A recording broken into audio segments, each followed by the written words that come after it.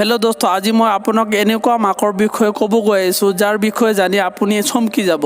এই সকলো মাক গোটেই বিশ্বত কিবা না কিবা কাৰণত বিখ্যাত হয়। আহক জানিলেও এই আচৰিত কৰি দিয়া মাকৰ বিষয়ে।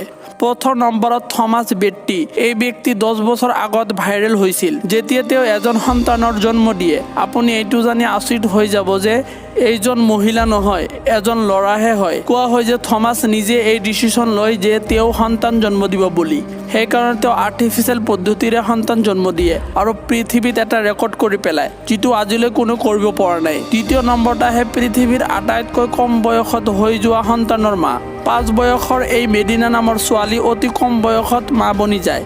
এবাৰ যেতিয়া এই কম বয়সৰ ছোৱালীক হস্পিটেললৈ লৈ যোৱা হয় তেতিয়া চেক কৰি পায় যে তাইৰ পেট নৰ্মাল এই বয়সৰ ছোৱালীতকৈ ডাঙৰ হয় আৰু যেতিয়া চেক কৰা হয় তাইৰ পেট তেতিয়া গম পোৱা যায় যে 8 মাহৰ প্ৰেগনেন্ট বুলি, যাৰ বিষয়ে জানি ডক্টৰো আচৰিত হৈ যায় আৰু ডক্টৰৰ সহায়ত সফলতাৰ সৈতে সন্তান জন্ম দিয়ে। বিশ্বৰ আটাইতকৈ সৰু মা, অৰ্থাৎ বয়সত নহয় হাইটত সৰু হয়। ষ্টেলি নামৰ এই মহিলাৰ উচ্চতা মাত্ৰ 2 ফুট 4 ইঞ্চৰ হয়, কিন্তু তাই নৰ্মেলি 2জন সন্তান জন্ম দিয়ে, যিটো চমৎকাৰতকৈ কম নহয় আৰু তাই ভালদৰে নিজৰ সন্তানৰ চোৱা চিতাও কৰি লয়। পৃথিৱীৰ আটাইতকৈ বয়সীয়াল মা 70 বছৰীয়া এই মহিলা 2জন জৰুৱা সন্তানৰ জন্ম দিয়ে বৃদ্ধ বয়সত। তেওঁ কয় যে বিয়াৰ পিছৰ পৰাই ল'ৰা সন্তানৰ আশা কৰি আছিল আৰু এই আশা পূৰা হয় 70 বছৰ বয়সত। তেতিয়াও তাই এই ল'ৰা সন্তান পাই বহুত সুখী অনুভৱ কৰে। ইয়াৰ পিছত আহে 69জন সন্তানৰ মা।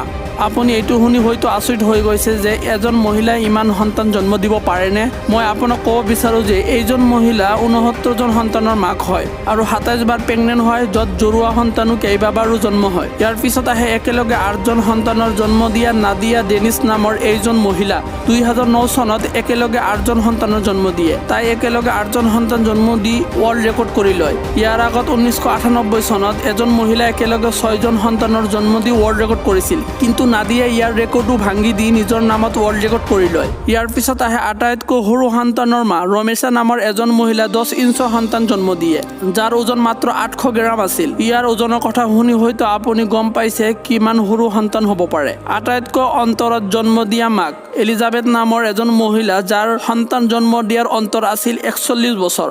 অৰ্থাৎ এটা সন্তান জন্ম দিয়াৰ 41 বছৰ পিছত দ্বিতীয় সন্তান জন্ম দিয়ে। ইয়াৰ প্ৰথম সন্তান 1956 চনত জন্ম হয় আৰু দ্বিতীয় সন্তান 1997 চনত জন্ম হয়। তো হে দোস্ত, আশা কৰোঁ ইয়াৰ বিষয়ে জানি আপোনাৰ ভাল লাগিছে। মই অতি সোনকালে আৰু এটা ভিডিঅ' লৈ আপোনাৰ ওচৰত আহি আছোঁ, যিটো ইয়াতকৈ আৰু বেছি ইণ্টাৰেষ্টিং হ'ব বুলি আশা কৰোঁ। সেইকাৰণে তেতিয়ালৈ আপুনি আমাৰ পুৰণি ভিডিঅ'বোৰ চাব পাৰে।